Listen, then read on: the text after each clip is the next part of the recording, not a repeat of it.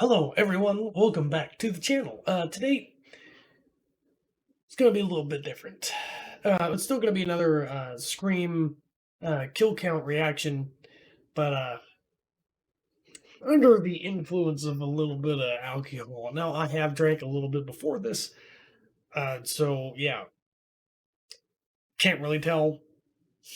But anyway, let's get into this. Have something nice, cold beverage.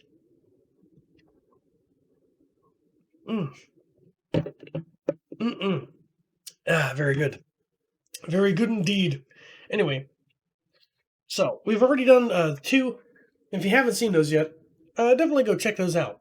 But without further ado, 3, 2, 1. Welcome to the Kill Count, where we tally up the victims in all our favorite horror movies. Kill Count. I'm James A. Janice, and today we're looking at Scream 3, released in the year 2000 as the final chapter of the Scream trilogy, until the fourth one came out 11 years later. Just like the first two films, Scream 3 is self-aware and metatextual, commenting on tropes and traditions in horror movies, this time focusing on what happens when a trilogy ends. Unlike the first two, though, this movie is not very good. The tone has shifted drastically away from horror and into comedy, which, to be fair, was mostly because production began less than a month after the Columbine shooting. But there's also just a bunch of bad decisions all over the place. For instance, Jay and Silent Bob show up for a quick cameo, and the killer's new plot device is painfully lazy. Ghostface now has a tool that lets him mimic absolutely anybody's voice, meaning you can never trust that the person on the phone is who they say they are. That technology doesn't even exist today, yet alone 17 years ago. Oh well, at least there aren't like ghosts of Sydney's dead mom running around, right? Sid? You're joking. Let's just get to this. Yeah, that didn't make sense. Anyway. We all know by now that the Scream movies have intro scenes that kill off a couple of characters, so it's a little sad when the first person we see is Cotton Weary. He's finally got the fame he's always sought with a TV show and a home in Los Angeles, but he's also got a problem in the form of a phone call from our favorite sexy-voiced killer. Let's play a little game. Ghostface tells him that his girlfriend Christine is in danger, so Cotton rushes home, driving very recklessly down Hollywood Boulevard. Back at home, Christine is the first one tricked by that stupid fucking voice changer thing when Ghostface pretends to be Cotton in her apartment. Who is it? Who's there? Christine? Hon, you alright? He chases her down, then still pretends to be Cotton from the other side of the door? Okay, I'm sorry, babe. I didn't mean to scare you that bad. It's me. Come on, open the door. What the fuck? This thing is supposed to sound perfectly like another human being, even in person? I can't with this, for real. Cotton finally gets home, but because Christine got fooled by that bullshit, she takes a golf club and whacks him in the head with it. Ghostface comes from behind and stabs her in the back for our first kill of the movie. I'm already so mad about the voice changing thing again, guys. I'm sorry. I'm gonna be pissy this whole kill count. Stupid thing. Cotton tries to escape and knocks a bookcase down onto Ghostface, but then gets thrown across the room with a ridiculous sound effect.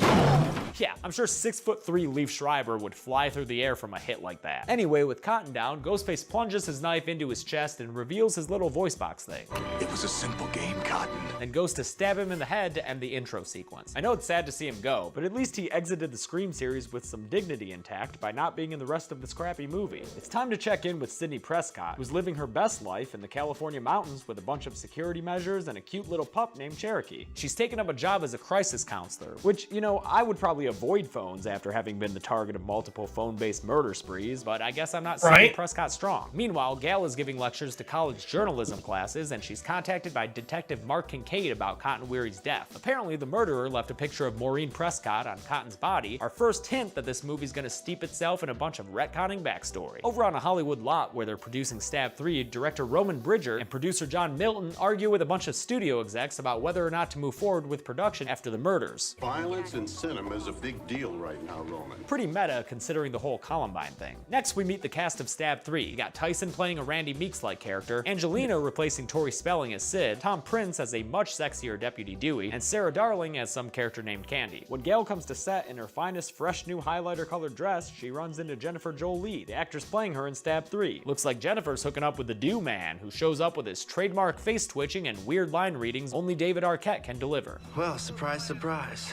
Someone dies and Gail comes running. Seriously, dude, learn to do something with your face, because right now you're unsettling. Anyway, Dewey's a technical advisor on the film because fuck it, we need some reason to have all these people together again. Sydney's dad comes over for a little grocery party and they talk about Sid's mom, so when Sydney goes to sleep later that night, she has a dream where her mom comes and visits her. It's pretty stupid, but also actually kind of creepy. I mean, check this out.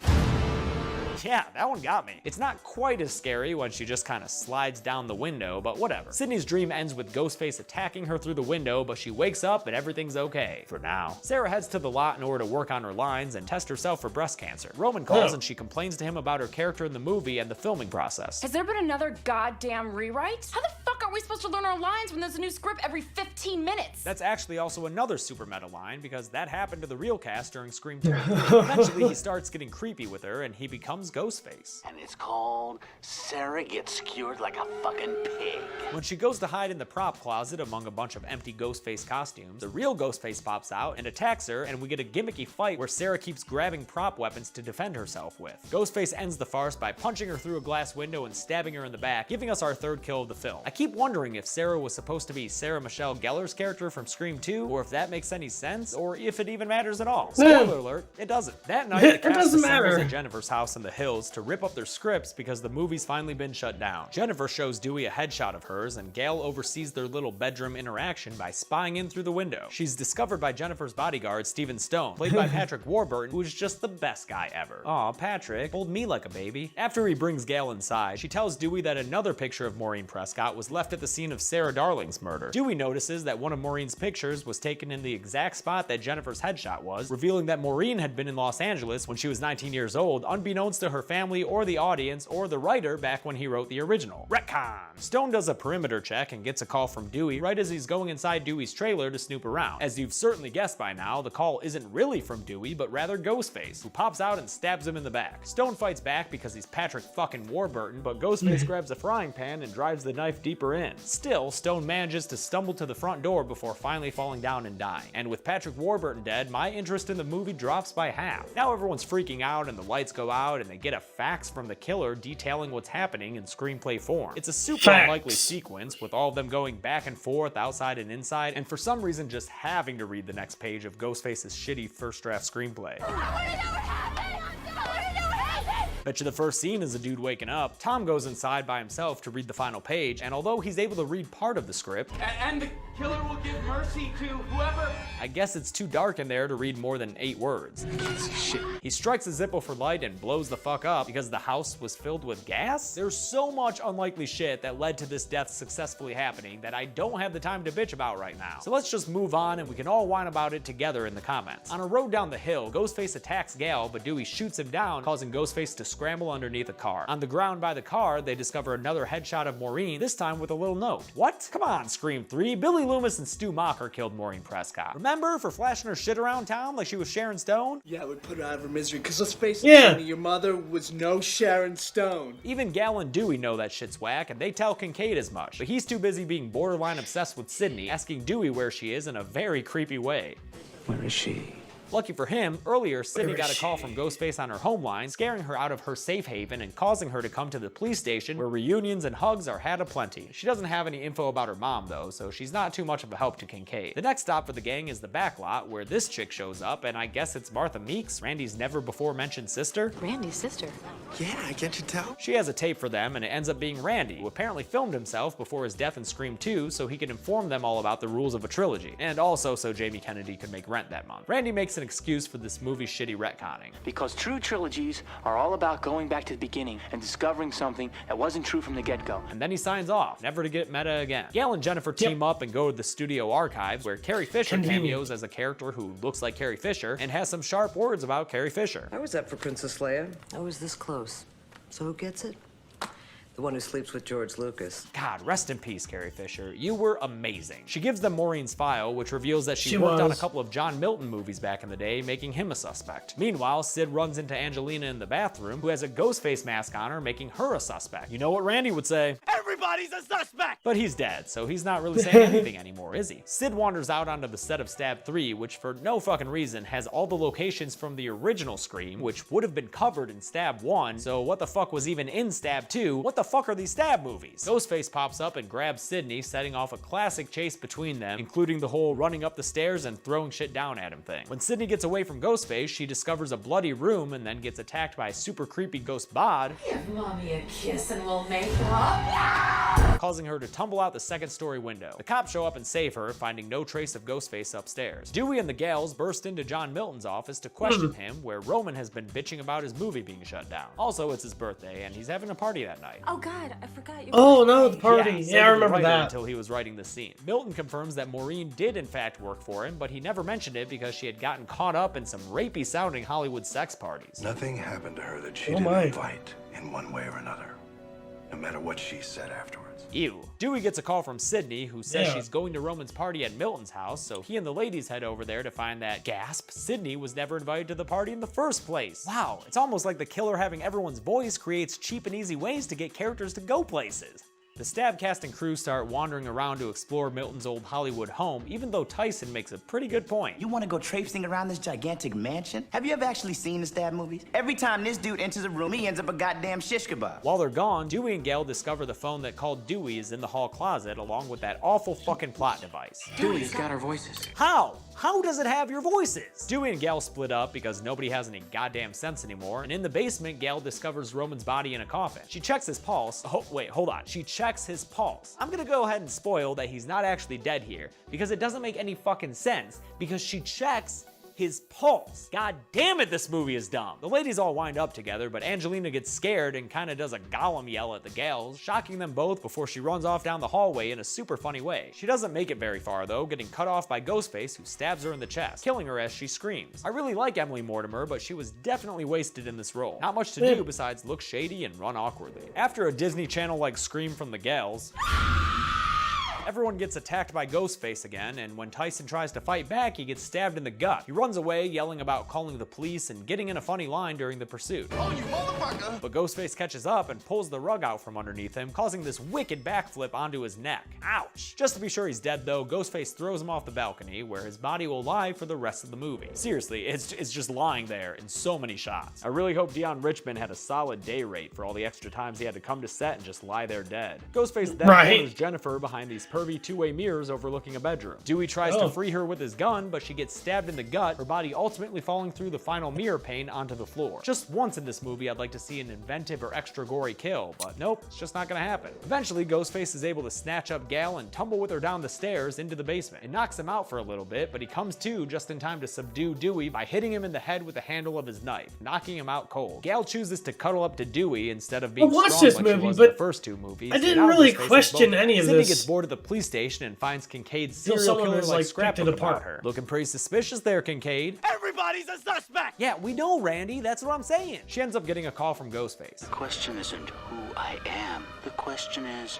who's with me. Yeah, but like, it is also who you are, you know? That's kind of the whole point of these movies. He tells her to come to Milton's mansion by herself if she wants to save Gale and Dewey, so she reluctantly agrees to, but not before spying with her little eye some body armor hanging up in the office. She also takes another detective's gun, which has gotta be a felony or something. Ghostface ain't no dummy though, so when Sydney arrives, he makes her use a metal detector on herself and throw her gun in the pool before coming inside. Once inside, he attacks her, but she pulls a second gun out and shoots him several times. Movie's over, right? No, we're not so lucky, because after Sydney unties Dewey and Gale, Ghostface disappears like he always does. Kincaid then shows up with that suspicious timing that's always happening in these movies, but he pushes Sid to safety when Ghostface returns and attacks. Ghostface knocks out Kincaid with a kick and a fire mantle, then for the umpteenth time, chases Sydney around a house. Starting to get pretty old there, guys. Sydney goes behind a secret bookcase and finds a projector showing old footage of her mom. Ghostface reveals himself to be Roman, who's also Sydney's half-brother. See, Maureen had another kid when she was in Hollywood, Roman, but when he tracked her down years later, she turned him away. So he started filming her dalliances around town with Cotton Weary and Billy's werewolf-looking father, which he ended up showing to Billy to convince him and Stu to murder Maureen. You know, like a director. A director, Sid. Yeah, we got it, dude. Roman plans to frame Sydney for everything, making it look like she killed everyone else, leading up to John Milton, the man who Roman blames for Maureen's loss of innocence. They fucked her 3 ways from Sunday, ruined her life. He slits Milton's neck and throws him to the ground, giving us our 9th kill in the movie, and the only one where it's like, yeah, maybe that dude deserved it. Sydney and Roman have a little scuffle, during which a lot of things are broken against Roman's head, and he just punches and kicks the crap out of her. Kincaid tries to come to the rescue, but gets knocked out by Roman, causing him to drop his gun on the ground. Roman takes it and shoots Sydney in the gut. Damn! And he ain't done yet, he also shoots her in the chest. Double damn! But then he looks away and she pulls a ghost face, disappearing from sight only to pop up and stab Roman in the back a couple of times with an ice pick. She shows off her bulletproof vest, then delivers one final plunging stab to his chest. Dewey and Gal show up just in the nick of too late. Dewey cautions Sydney. Randy said the killer's always superhuman. And it turns out he's right, because Roman pops back up and charges at him. Dewey shoots a ton of bullets into Roman's chest before he finally lands a headshot, putting Roman down for good, giving us our 10th and final kill of the movie and ending Roman's whiny little massacre. The film ends at Sydney's idyllic home, with Dewey proposing to Gal. It's a ring in a book, open up the cover page, a ring in a book. She says yes, giving us one last happy moment, since Cox and Arquette had already married in real life by this point. The two of them, Kim and Sydney, all have a movie night, and when Sydney's door blows open, she leaves it open because symbolism. Also, because California got that bomb-ass weather and there ain't no mosquitoes here. West Coast, best coast, let's do the numbers. West Coast, best coast. Just like in Scream 2, I don't know 10 about people that. died in this movie, but all the kills seemed way less graphic than in the original Yeah. 2. 6 of the victims were male and 4 were female, the same gender split as in Scream 2. And with a runtime of 116 minutes, there was a kill on average every 11.6 minutes, the most frequent in the series so far. Golden Chainsaw is tough since nothing stood out to me, but I'll give it to Tyson solely because of that backflip. I used to do backyard wrestling when I was a kid, and just looking at this fall reminds me of all the times I got real scared someone had broken their neck. Conversely, Doll Machete has options aplenty, but I'm gonna give it to Tom Prince. I know his death is actually the most unique in the movie, but the convoluted lead up to the kill is just too unbelievable for me to get over. And that's Scream 3.